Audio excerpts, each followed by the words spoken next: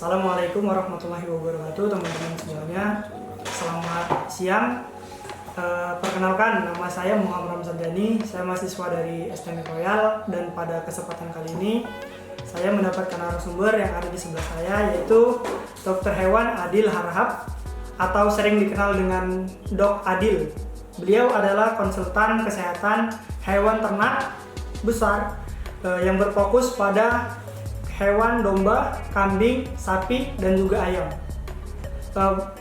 Sedikit ingin saya sampaikan kembali bahwa penjelasan dari materi kali ini membahas tentang hewan ternak sapi, yang mana pembahasan kali ini kita akan bahas tentang penyakit brusellosis pada sapi ternak.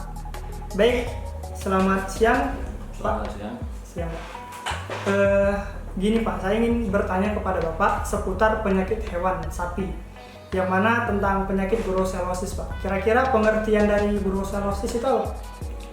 Oke, terima kasih. Sebelumnya perkenalkan, nama saya Dr. Hewan Adil. Saat ini saya merupakan dokter hewan yang berdomisili di Tanjung Balai dan di Asahan.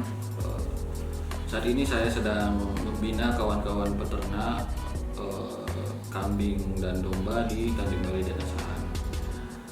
Sekedar informasi, kebetulan tadi kita membahas brusellosis.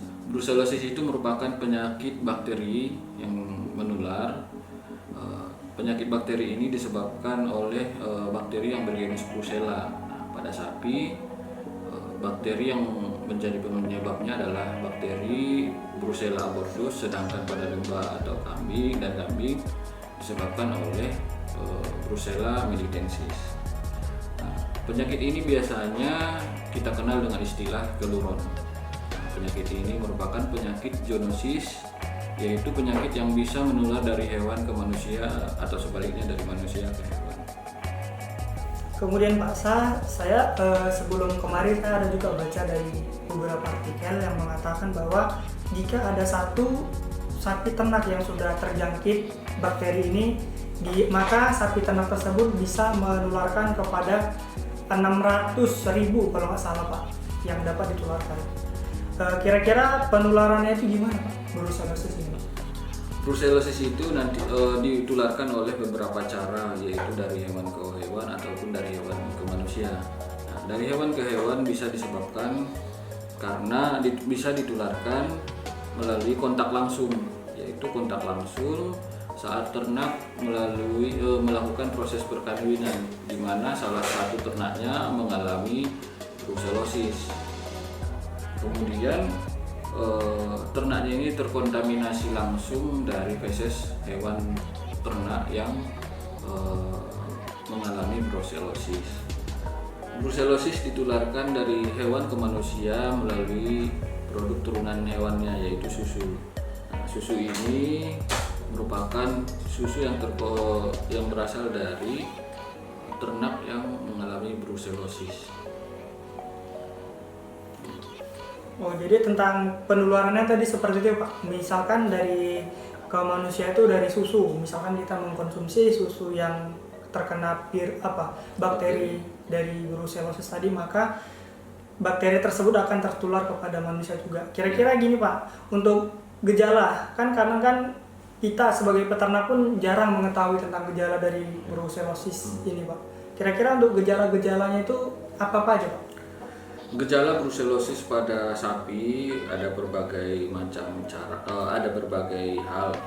Salah satunya adalah majir atau majir atau mandul permanen. Kemudian produksi susu turun.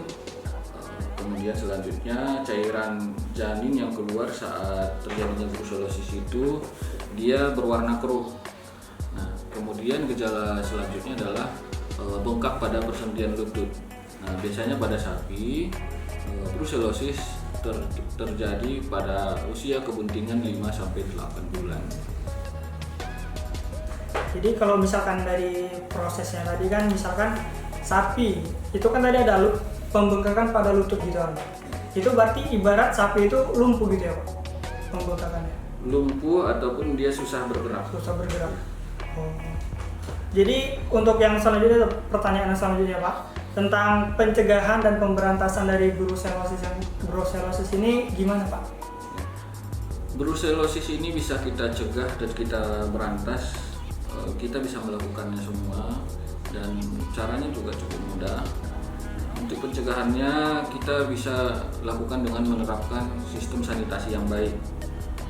Sanitasi yang baik, misalnya salah satu contohnya adalah ketika seekor induk betina yang mengalami brucellosis melahirkan, nah ini sisa-sisa cairan ini, sisa-sisa fetusnya, kalau fetusnya sudah mati ataupun plasentanya keluar, itu nanti dibakar kemudian ditanam. Nah kemudian untuk pencegahan selanjutnya adalah hindari perkawinan pada ternak yang mengalami brucellosis. Nah, mengalami brucellosis dilihat dari gejala-gejala yang sudah saya sebutkan tadi. Nah, kemudian pencegahannya adalah pemberian antibiotik secara rutin. Nah, kemudian pemberantasan yang bisa dilakukan adalah dengan cara vaksinasi. Yang pertama dengan cara vaksinasi.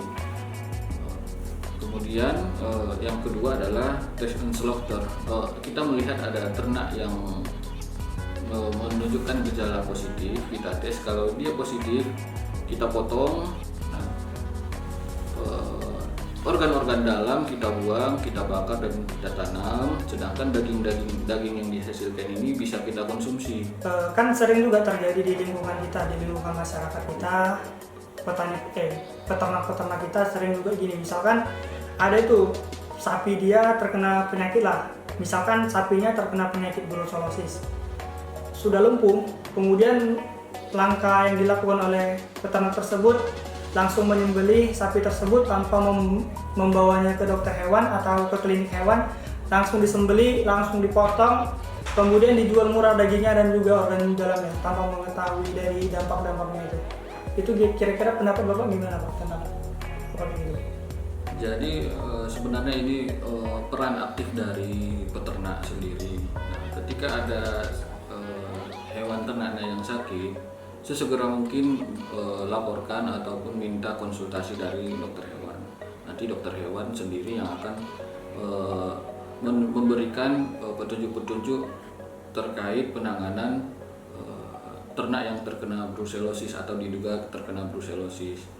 Nah, mengenai brucellosis terkait turunnya harga daging, sebenarnya ini hanya kejadian yang nggak berdasar. Brucellosis itu tidak menular lewat daging. Nah, kemudian ketika ada pemotongan pada hewan yang diduga brucellosis, itu kan organ dalamnya yang dibuang, sedangkan dagingnya kita gunakan atau kita konsumsi. Nah, daging ini nanti kita bersihkan dengan air bersih dan hindari daging tidak kontak langsung dengan feses ataupun organ dalam. Kemudian daging pun dimasak dengan masak sempurna. Artinya brucellosis tidak bisa ditularkan melalui daging, sehingga seharusnya harga daging ini tidak menurun. Tetap normal gitu ya Pak? Tetap normal ya. Dari yang penyampaian Bapak Adil tadi sudah dapat saya simpulkan tentang jika ada sapi yang terkena brucellosis maka disembelih tadi, maka dagingnya tetap bisa kita konsumsi. Yang tidak boleh dikonsumsi itu adalah organ dalamnya, karena penyakit brucellosis itu akan ibaratnya itu nyangkut di organ dalam pada sapi tersebut, tidak pada dagingnya. Semoga apa yang telah disampaikan oleh Bapak Dokter Hewan Adil harap dapat menjadi ilmu baru bagi kita yang belum mengetahui tentang bahaya penyakit hewan, tentang bahaya penyakit brucellosis, apalagi jika kita terjangkit virus tersebut melalui kita mengkonsumsi tentang organ dalam sapi tersebut, kan bisa bahaya gitu istilahnya. Baik, terima kasih saya ucapkan untuk semua teman-teman semuanya. Saya akhiri, assalamualaikum warahmatullahi wabarakatuh. Waalaikumsalam.